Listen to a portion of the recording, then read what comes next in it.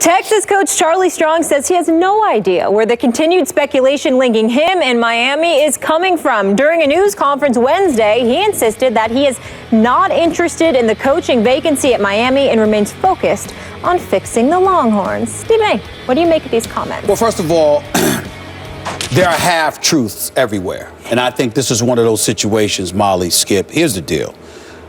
First of all, I can't imagine anybody that's not interested in South Beach. I just can't fathom that. I just can't fathom that. Coral Gables, Skip, that's usually where I'm doing the show from when I'm doing it from Miami. I got to tell you, Austin's a pretty great place to live. You know what? I must admit that. Austin's special. It is. I like Austin, Texas. Yep, so do one of I. my best friends in the world, Mark McKnight, lives there. What's up, big boy? Anyway, let me get it. My childhood buddy.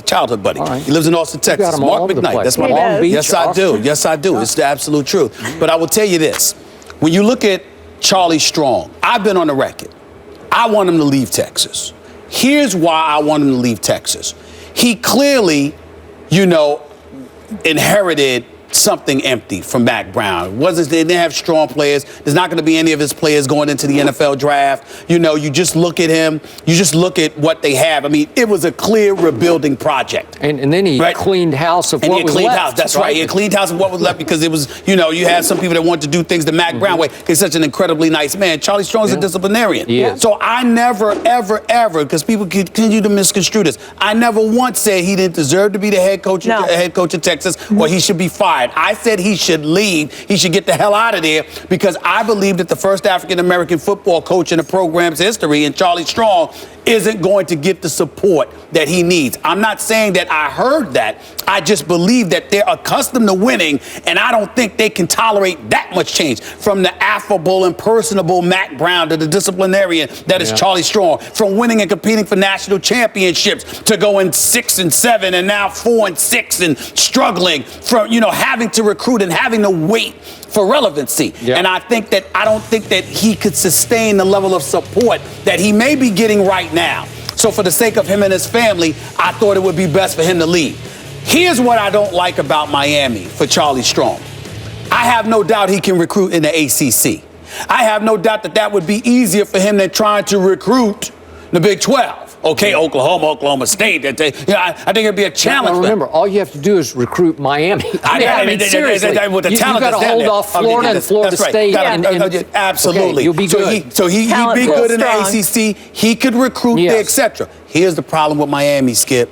You just fired the coach and the staff. You're going to have to pay them. You're going to have to pay Charlie Strong money. You already got some financial issues. You got to rebuild your locker room. You got to get a stadium. The stadium being so far away from campus is an issue as well. I mean, obviously, I'm down there quite a bit. So the bottom line is I know this stuff. And I'm just telling you right now, I think those caveats are things that could work against Charlie Strong being in Miami. But I will say this.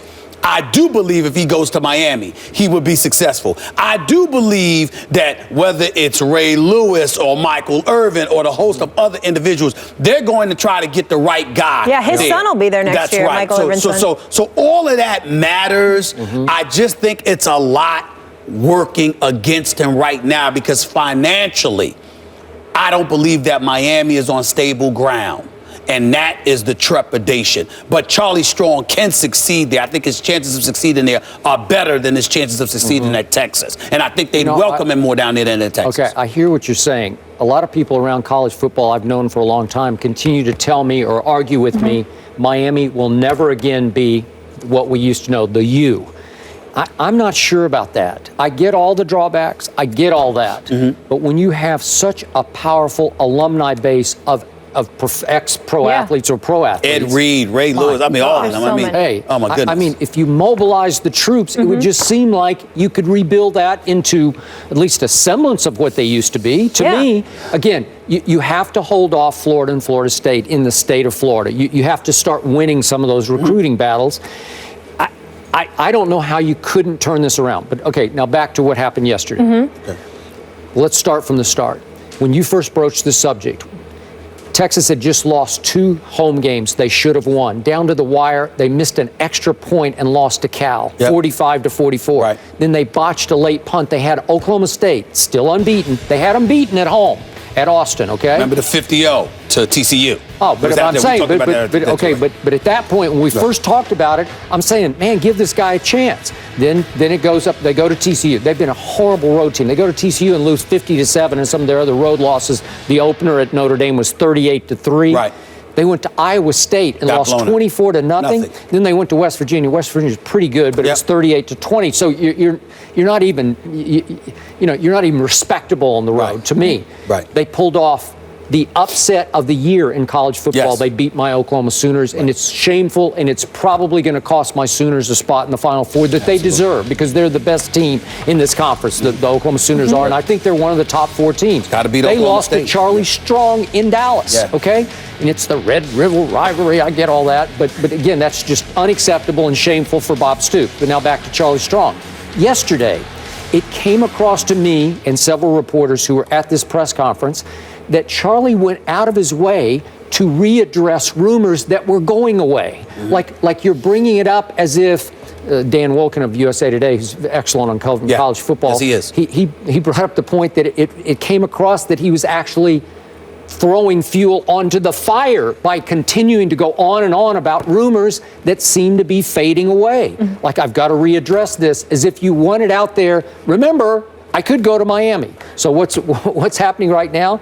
Well, they just lost to West Virginia, so they've fallen to 4-6 on the way to maybe 4-8. They've got Texas Tech at home. That could be close. They got a shot that one. Then they have to go to Baylor, and I don't think that will be close. They're not beating Baylor. So whatever. Let's say they do finish 4-8.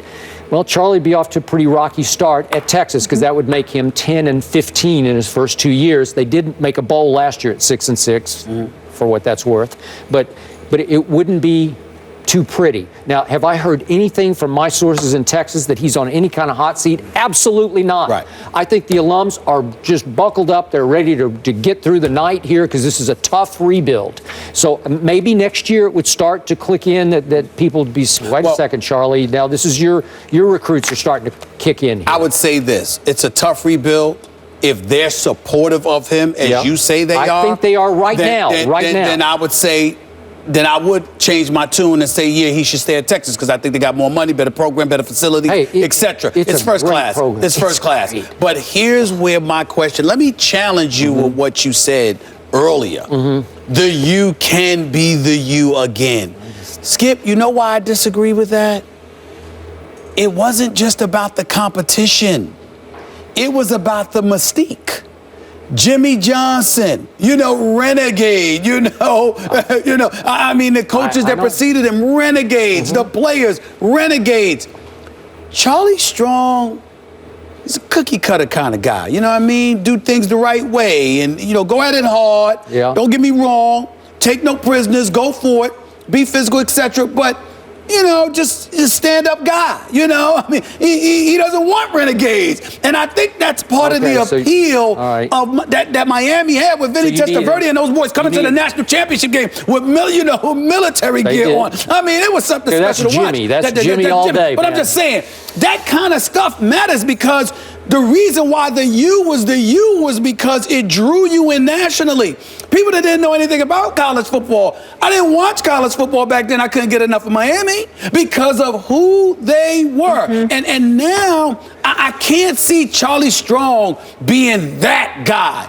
Again, I think that's what it takes to resurrect Miami. So you're saying he doesn't quite have enough edge for the U? Not the edge for the U. All no, right. I could be wrong. Loosen him up down there. I could be wrong. They have to loosen him up. I do think he can recruit, though. I do. No doubt. And if you just out-recruit Florida and Florida State, you're going to be good. But that's where I'm going. I don't think winning is good enough.